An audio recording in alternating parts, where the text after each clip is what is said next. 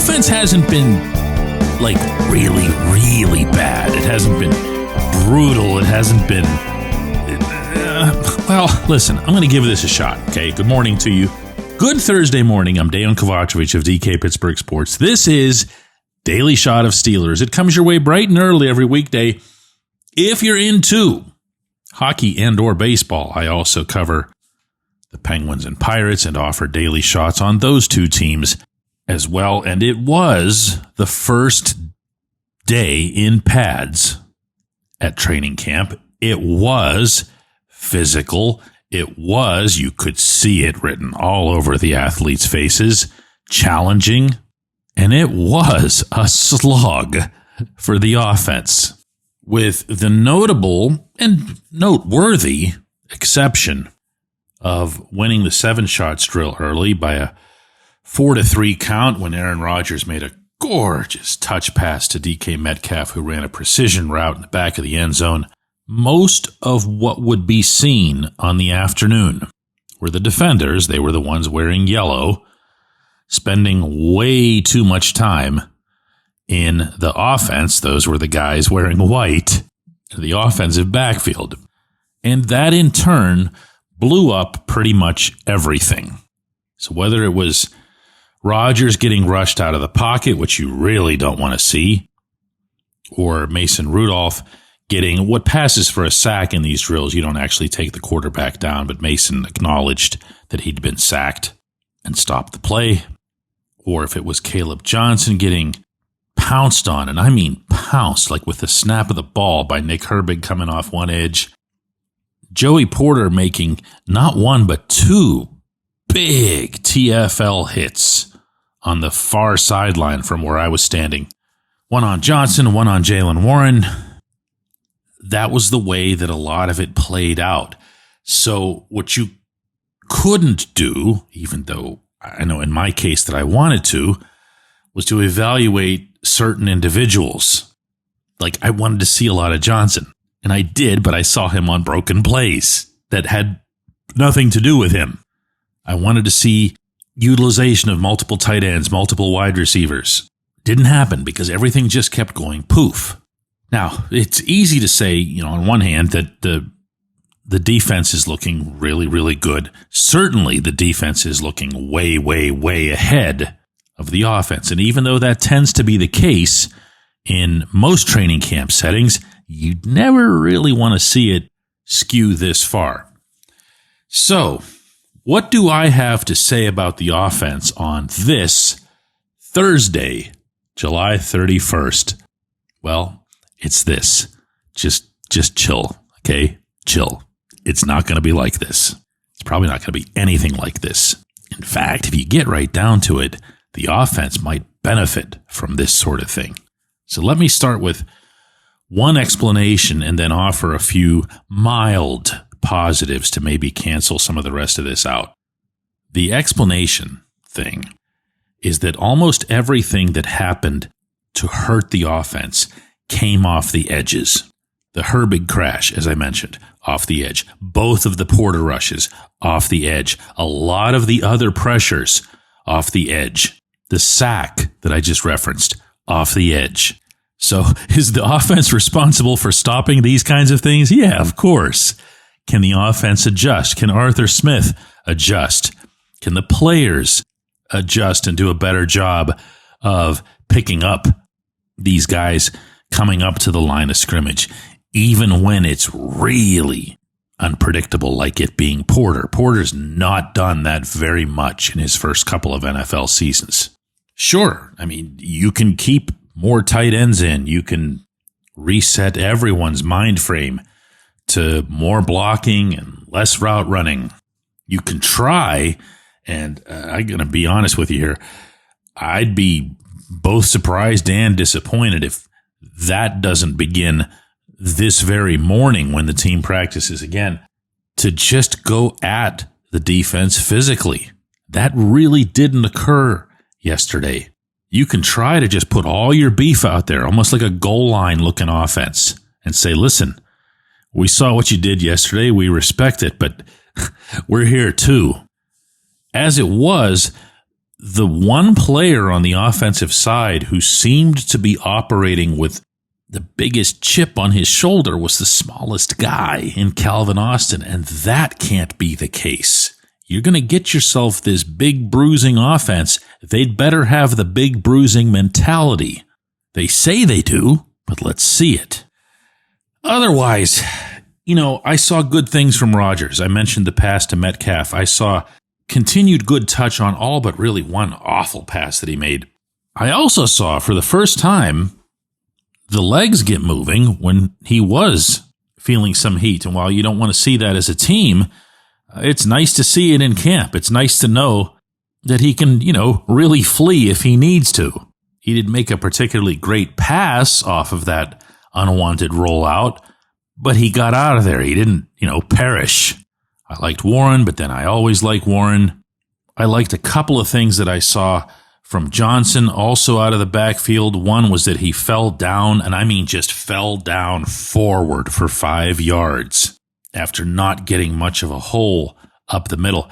That's a very welcome sight for a team that's just been 2nd and 8, 2nd and 9, seemingly for half a decade now. Let your running back fall forward.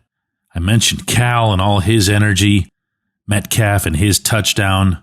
The offensive line was a difficult thing to gauge because, I hate to keep repeating this, but it's true, so much of what happened came off the edges, and I'm talking about the far edges.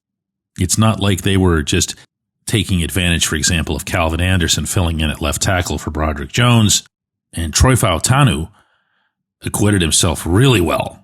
Even drew one of those rare post-practice nods from Mike Tomlin in that capacity, as did Porter. So let's give it some time. The offense was always going to take a little bit longer.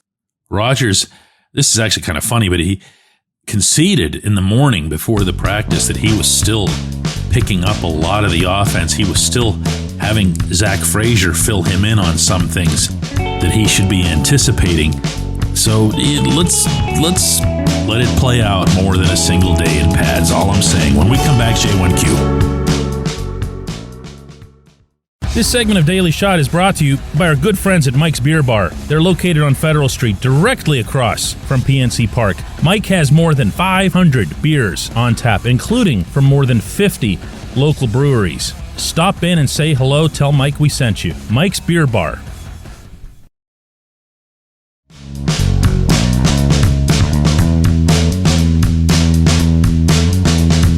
Today's J1Q comes from David Kranak, who says, "Hey DK, funny that Roman Wilson takes a few snaps on special teams."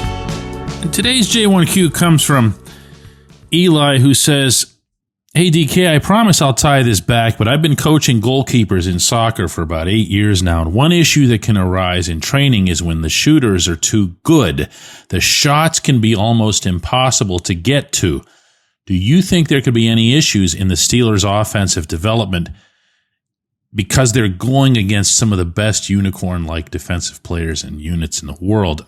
I'll give one example. Wide zone right to the offense's right, and TJ Watt being TJ or Cam Hayward or Derek Harmon, the play gets stopped for only 2 to 3 yards at best. Well, at that point, the play's dead, and thus the linemen don't get the opportunity to get upfield and practice blocking at the second and third level. Less reps, less confidence.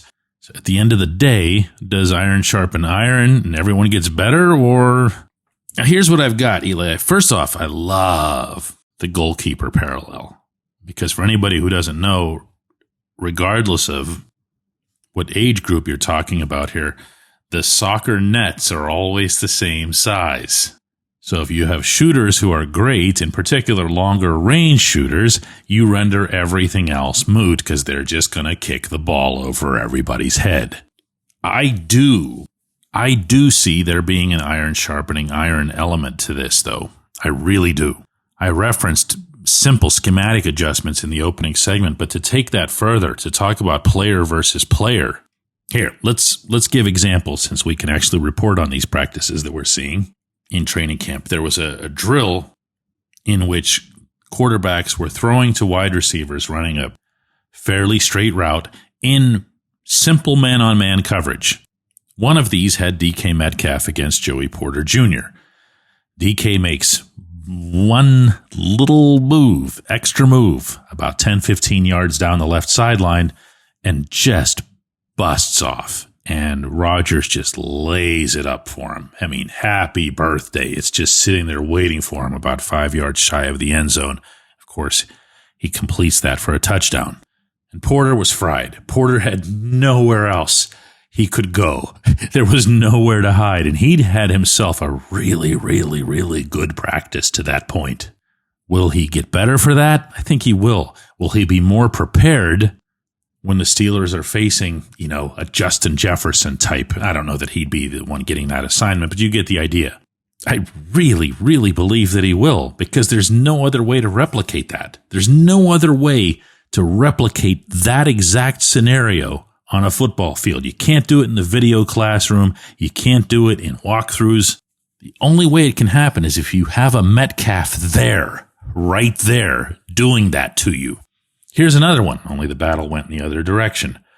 Roman Wilson, who has not shown particularly well when it comes to finding ways to get open deep, ran the same pattern, the same sideline. Didn't find so much as an inch of breathing space for himself. Why? Because Brandon Eccles, and you've been hearing me mention him for a while now, was all over him. I mean, it was not even interesting.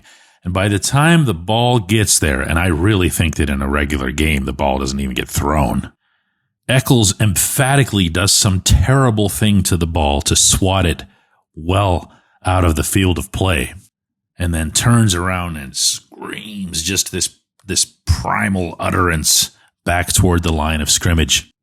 Now, I don't know if Wilson's going to get better as a result of that play. I do know that it would certainly behoove him to get better from that play. One way or another, the Steelers benefit, meaning Joey gets better. Joey's going to get better. And Wilson either finds some extra level of something that he doesn't currently possess, or you learn enough about Wilson to realize that he's just not going to be part of the solution. I'm not writing him off here, by the way. Don't go get mad at me. I'm just throwing out multiple scenarios here. That's all. But yes, this makes a difference. Yes, the players themselves on both sides of the ball will tell you that. And so will former players, by the way, going back forever. I appreciate the question. I appreciate everybody listening to Daily Shot of Steelers. We're going to have a double shot today. We're going to go back to our usual format, which will be at 4 o'clock Eastern and live. The reason for that is that I made a glancing mention of this earlier, that the Steelers have moved up the starting time for today's practice to 10 a.m. if you have a ticket for it. Make sure you adjust accordingly and know that the gates at St. Vincent College will open at 8:30 a.m. Once more, practice was supposed to be at 1:55 p.m. It's instead being moved up to 10 a.m. Mike Tomlin wants to avoid some expected weather in the afternoon. And double shots at 4, and hope to see you then.